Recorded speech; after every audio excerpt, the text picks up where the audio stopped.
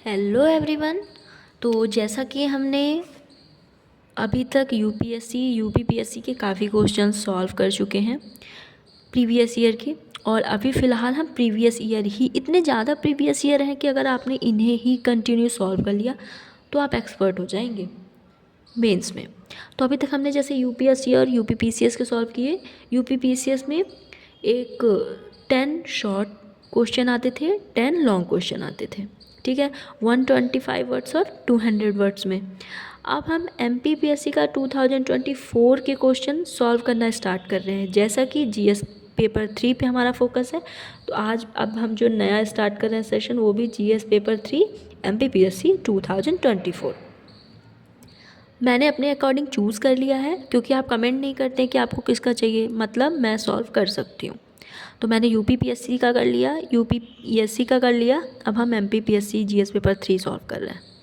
इसका पैटर्न कैसा होता है देखिए। सबसे पहले इसका पैटर्न मैं समझा देती हूँ। 2 पार्ट में डिवाइड होगा, ठीक है, ए एंड बी। सबसे पहले 15 जो क्वेश्चन होगा वो 2 मार्क्स का होगा। 15 क्वेश्चन 2 मार्क्स का। फिर हमारा 10 क्वेश्चन 7 मार्क्स का। फिर 10 क्वेश्चन 5 मार्क्स का। ये ए पार्ट में डिवाइड हो जाएगा।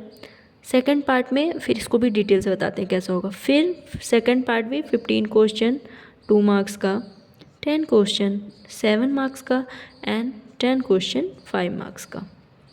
इसमें क्या होगा, पार्ट ए जो है वो मोस्टली या तो एमपी फोकस्ड होगा या फिर इकोनॉमी होगा।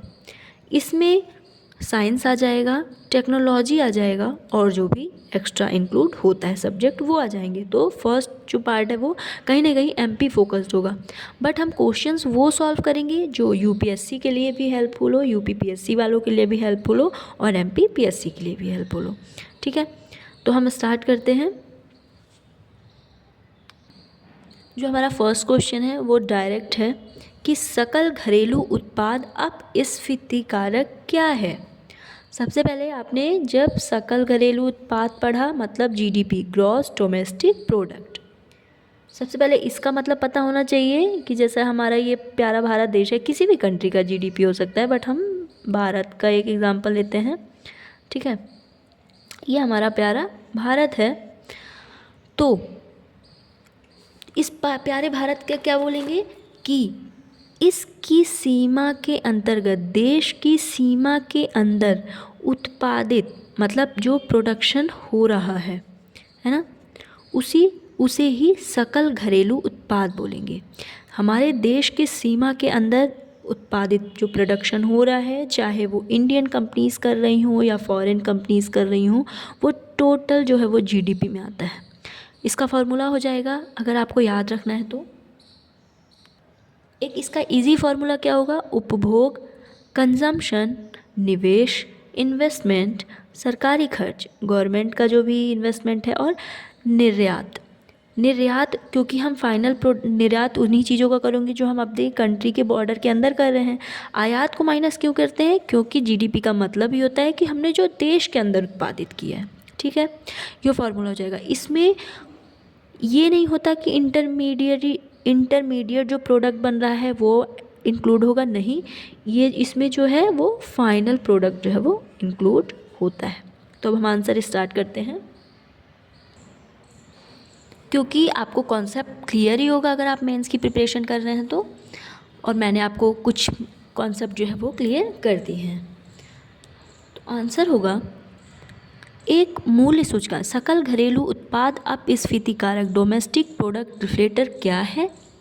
यह एक सूचकांक है जो अर्थव्यवस्था में कुल मूल्य स्तर में परिवर्तन को दर्शाता है। इसकी मदद से हम नाम मात्र जीडीपी को वास्तविक जीडीपी में बदलते हैं।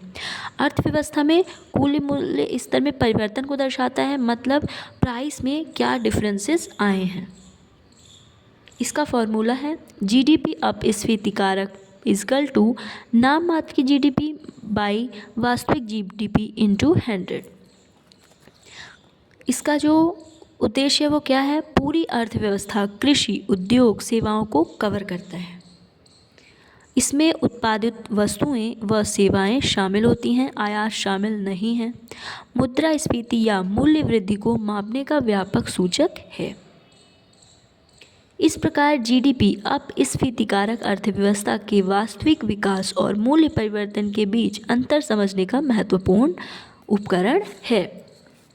अब देखते हैं नेक्स्ट क्वेश्चन। आपको लगा होगा इतना शॉर्ट, मैंने तो आपको डिटेल में बताया है, इसका आंसर 20 वर्ड्स में देना पड़ता है। नेक्स्ट क्वेश्चन है, भारत में मेक इन इंडिया किन 4 स्तंभों पर आधारित है। अब इसमें तो ऐसा कुछ कॉन्सेप्ट है नहीं कि मुझे बताना होगा, तो डायरेक्ट आंसर पे आते हैं। मेक इन इंडिया देश को वैश्विक विनिर्माण केंद्र के रूप में विकसित करने का उद्देश्य लेकर चल रहा है। ये निम्नलिखित हैं, 4 स्तंभों पर आधारित है, 4 पिलर्स हैं इसके।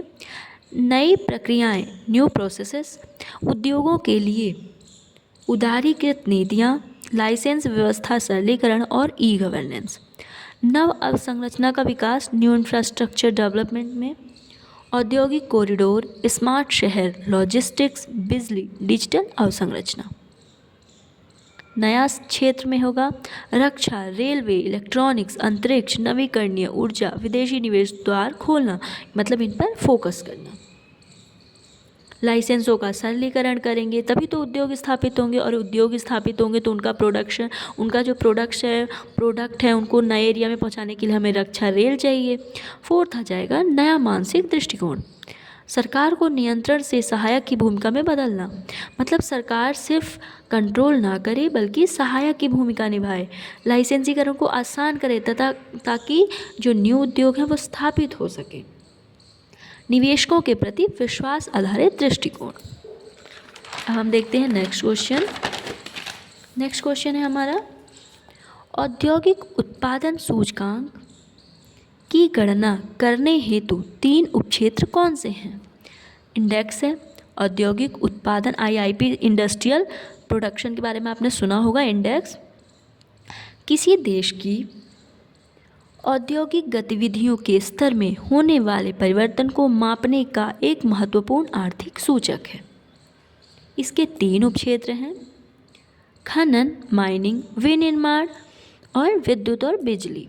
खनन जैसे कोयला, कच्चा तेल, प्राकृतिक गैस, अन्य खनिज। विनिर्माण जैसे खाद्य प्रसंस्करण, वस्त्र, रसायन, मशीनरी, ऑटोमोबाइल और औद्योगिक वस्तु। विद्युत बिजली में बिजली उत्पादन, आपूर्ति संबंधित गतिविधियां भी शामिल हैं। इनके संयुक्त प्रदर्शन से औद्योगिक क्षेत्र की समग्र स्थिति को आकलन किया जाता है, जिससे आर्थिक विकास की दिशा और गति को समझने में सहायता मिलती है। क्योंकि छोटे हैं क्वेश्चंस तो ज़्यादा से ज़्यादा क्वेश्चन सॉल्व हो पा रहे हैं। एक क्वेश्चन और है, स्पेशल ड्राइंग राइट्स, विशेष आहरण अधिकार से क्या अभिप्राय है। एसडीआर आपने सुना होगा या नहीं पता नहीं, मैं आपको एक बेसिक बता देती हूँ। क्या है, आपने आईएमएफ के बारे में सुना होगा, इंटरनेशनल मॉनेटरी फंड। इसने एक रूल निकाला है कि जो देश का केंद्रीय बैंक है, जैसे भारत का आरबीआई है, रिजर्व बैंक ऑफ इंडिया, इनके द्वारा विदेशी मुद्रा के रूप में एक जो है फिक्स परिसंपत्ति या कैपिटल रखना होगा। वो कैपिटल जो है उन्हें 4 फॉर्म में रखा जाता है। वो फॉर्म है, उन विदेशी मुद्रा को इन 4 फॉर्म में रखना होता है किसी भी देश के सेंट्रल बैंक को, जैसे कि इंडिया में आरबीआई। विदेशी मुद्रा, फॉरेन रिजर्व, जो कि आप सुनते होंगे, रेमिटेंस इंडिया को काफ़ी ज़्यादा मिलता है, फिर चाइना को मिलता है, क्योंकि हमारे यहाँ से लोग बाहर जाके पैसे भेजते हैं अपने लोगों के लिए, तो वो रेमिटेंस हो जाता है, जो कि जिसका रेमिटेंस जितना अच्छा होगा वो उतना ही पावरफुल माना जाएगा, क्योंकि उसके पास विदेशी मुद्रा उतनी ही ज़्यादा है। Gold reserve second form, SDR, special drawing rights, ये कोई क्वाइन नहीं है, ये एक फॉर्म है बताने का ऑथेंटिक रूप में, और एक रिजर्व कोटा होता है ट्रेंच, उसके रूप में। इस एसडीआर में जो क्वाइंस आते हैं, मतलब जो फॉरेन रिजर्व्स माने जाते हैं, उसमें कुछ फॉर्म हैं, जैसे अमेरिकन डॉलर, यूरो, चीनी युआन, जापानी येन और विदेशी पाउंड इन फॉर्म में जो है फॉरेन रिजर्व माना जाता है और इनका एक फिक्स रिजर्व जो है वो रखना पड़ता है। तो आंसर देख लेते हैं। कहना चाह रहा है कि विशेष आहरण अधिकार से क्या अभिप्राय है। विशेष आहरण अधिकार से अभिप्राय एक अंतर्राष्ट्रीय आरक्षित संपत्ति से है जिसे आईएमएफ द्वारा 1969 में सदस्य देशों की विदेशी मुद्रा तरलता बढ़ाने के उद्देश्य से बनाया गया था। एसडीआर किसी देश की मुद्रा नहीं होती बल्कि यह आईएमएफ के सदस्य देशों के लिए लेखांकन इकाई है। ये आधारित है जैसे अमेरिकी डॉलर, यूरो, चीनी युआन, जापानी येन और ब्रिटिश पाउंड के रूप में। एसडीआर का मुख्य उद्देश्य वैश्विक वित्तीय प्रणाली में स्थिरता बनाए रखना, अंतर्राष्ट्रीय तत्परता की कमी को दूर करना तथा संकट के समय देशों को वित्तीय सहारा प्रदान करना है। हमने जो 1991 में आर्थिक संकट, इकोनॉमिक इमरजेंसी फेस किया था, वो दोबारा फेस ना करना पड़े, तो इतना रिज़र्व हो तो उन्हीं सब संकटों से बचाने का एक सहारा होता है। अगर आपके पास फॉरेन रिज़र्व होगा तो आपको ईज़िली हेल्प मिल पाएगी। आई होप कि समझ में आया होगा। इसे हम कंटिन्यू करेंगे और भी जिस पेपर को आपको सॉल्व करना होगा वो आप कमेंट बिलो कर सकते हैं। ठीक है। For today thank you so much.